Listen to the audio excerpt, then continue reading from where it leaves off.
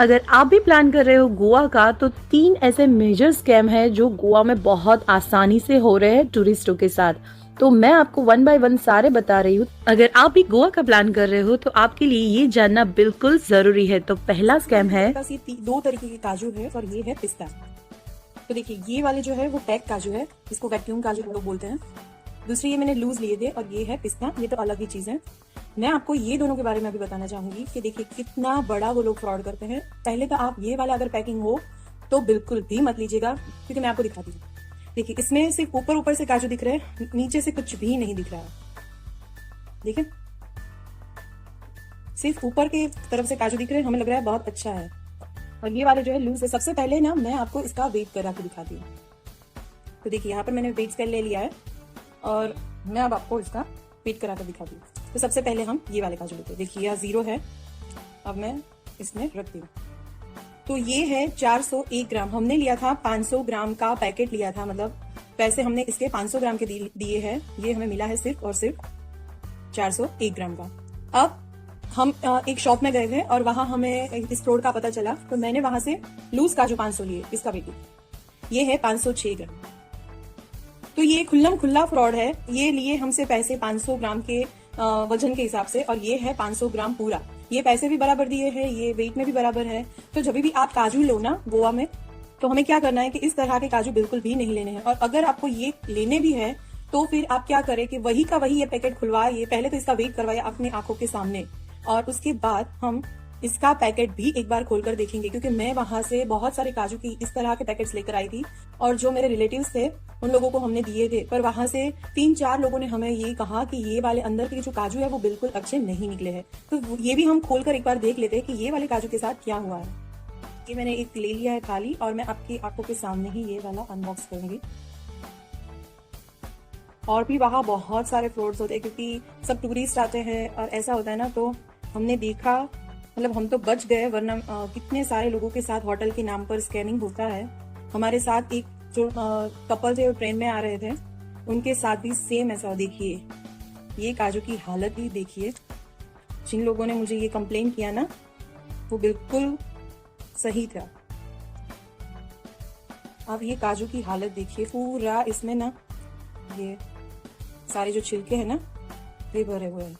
काजू भी सड़े हुए निकल रहे हैं। कोई कितने सारे काजू है जो सड़े हुए निकले हैं। और मेरी मेहंदी वाला हाथ है, आप मेरा हाथ देखिए। देखिए पूरा जो काजू है सबका बैंड बजा हुआ है।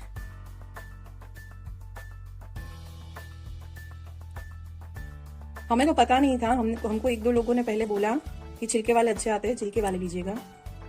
पर मुझे ये अनुभव अपने आप से हुआ कि छिलके वाले हमें कभी भी काजू नहीं लेने हैं। हमें छिलके बगैर के ही लेने हैं, और बहुत अच्छे से देख कर लेने हैं। इसकी अगर टेस्ट की बात करूँ ना, तो टेस्ट में भी कुछ नहीं है। मैंने बहुत सारे काजू लिए और मेरे सारे पैसे जो है वो बर्बाद हो गए हैं। आप देख ही सकते हैं मेरे पैकेट की ये हालत है, तो मैंने कितने सारे रिलेटिव्स को अपने ये काजू दिए हैं, उनकी हालत कैसी रही होगी। यार हम बहुत प्यार से किसी के लिए लाते हैं, हमें भी पता नहीं होता कि ऐसा हमारे साथ फ्रॉड होगा। देखिए ऐसे बहुत सारे काजू हैं।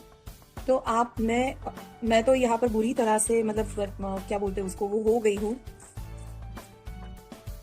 बहुत सारे पैसे वेस्ट हो गए हैं मेरे, क्योंकि हम पहली बार गए थे और सब फैमिली वालों ने बोला था काजू लेकर आना, काजू लेकर आना।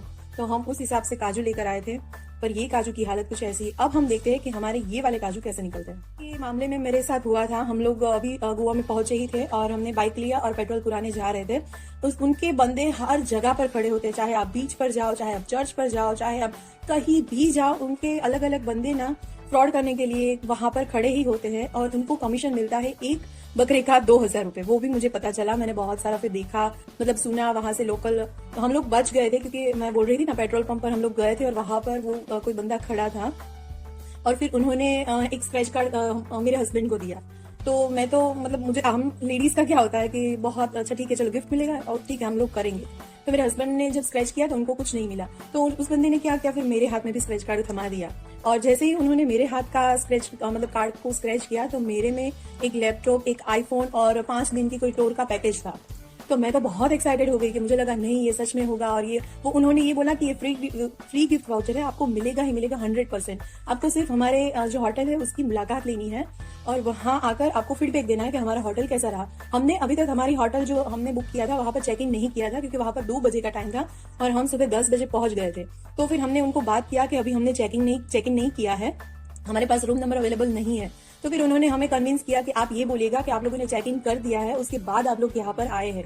तो फिर मेरे हस्बैंड तो पहले से ही मुझे मना कर रहे थे, पर होता है ना लालच बुरी वाला है। तो मैं गई, उन्होंने हमें ये बोला कि आपको 60 मिनट मतलब 1 घंटा हमारे यहाँ कंपलसरी बिताना है, और कुछ भी हो जाए आपको अब जब आप 60 मिनट यहाँ पर 1 घंटा बिताओगे तभी आपको ये फ्री वाला गिफ्ट जो है वो मिलेगा।